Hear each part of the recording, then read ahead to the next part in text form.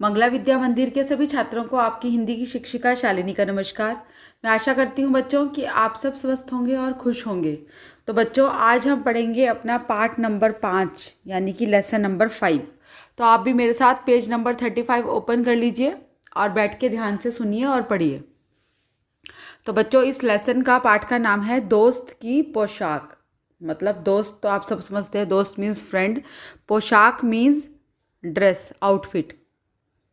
एक बार नसीरुद्दीन, एक मुल्ला नसीरुद्दीन हुआ करते थे बच्चों। बहुत पुराने ज़माने की बातें हैं। उनकी काफ़ी कहानियाँ जो हैं वो बहुत ही फेमस है, मशहूर हैं, मुल्ला नसीरुद्दीन।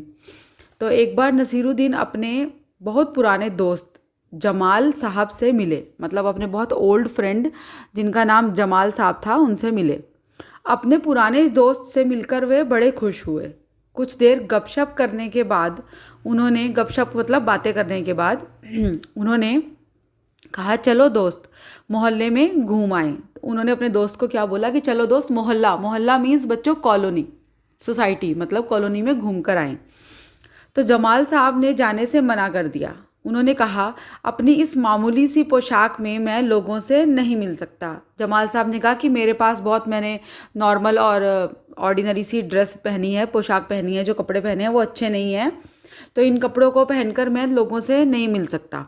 उन्होंने मना कर दिया। तो नसीरुद्दीन ने कहा, बस इतनी सी बात। नसीरुद्दीन ने तुरंत अपनी एक भड़कीली अचकन निकाल कर लेकर आए।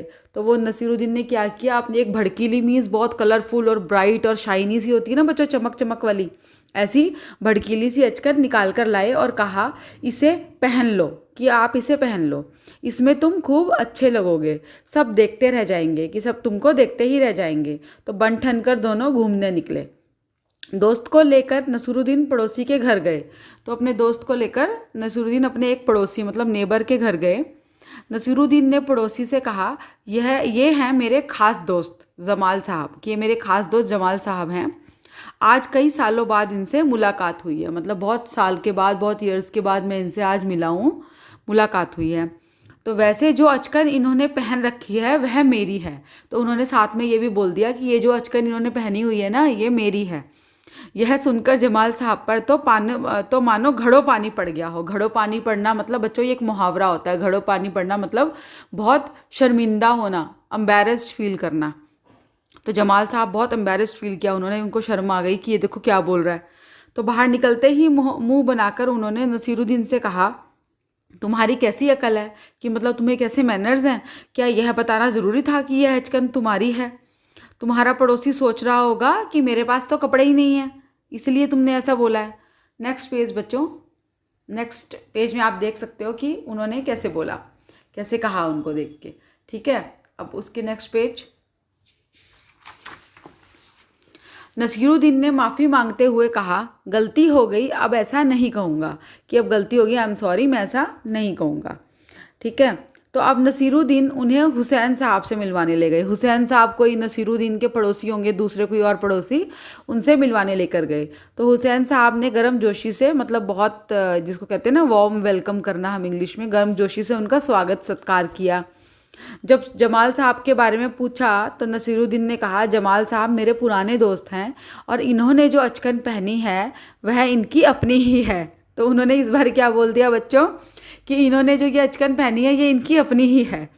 जमाल साहब फिर नाराज़ हो गए, बाहर आकर बोले, झूठ बोलने को किसने कहा था तुमसे?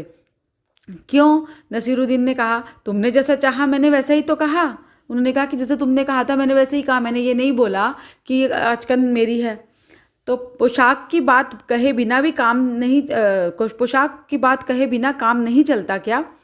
मतलब ये कौन बोला? जमाल साहब ने कहा, जो उनके दोस्त थे, कि पोशाक की बात कहे बिना काम नहीं चलता क्या? इसके बारे में ना कहना ही अच्छा है, मतलब इसके बारे में बात कहनी ही नहीं चाहिए, बोलना ही नहीं चाहिए। जमाल साहब ने समझाया। तो जमाल साहब को लेकर नसीरुद्दीन आगे बढ़े। तभी एक अन्य पड़ोसी मिल गए, तभी उनको आगे जाके एक नए कोई और पड़ोसी मिल गए। नसीरुद्दीन ने जमाल साहब का परिचय उनसे करवाया, मतलब उन्होंने उनसे मिलवाया, और मैं आपका परिचय अपने पुराने दोस्त से करवा दूं। यह हैं जमाल साहब, और इन्होंने जो अचकन पहनी है उसके बारे में मैं चुप ही रहूं तो अच्छा है। तो इस बार उसने क्या कहा, नसरुद्दीन ने क्या कहा कि इन्होंने जो अचकन पहन रखी है उसके बारे में मैं चुप ही रहूँ तो अच्छा है। मीन्स जमाल साहब ने जैसा उनको कहा था कि इसके बारे में कोई बिना कुछ कहे भी काम चल सकता है ना, तो कोई बात मत करना। तो उन्होंने भी, नसीरुद्दीन ने क्या कहा, ये तो एक जोक ही हो गया ना बच्चों, कि जमाल साहब हैं और इन्होंने जो अचकन पहनी है उसके बारे में मैं जो चुप ही रहूँ तो अच्छा है। तो बच्चों ये एक छोटी सी एक कहानी थी जो कि हमको एक छोटी सी सीख दे के जाती है। वो क्या, कि हमको कभी, हम जो भी हैं जैसे भी हैं उसके ऊपर कभी शर्मिंदा नहीं होना चाहिए। जो हम हैं हम उसके ऊपर, अपने ऊपर प्राउड करें, गर्व करें।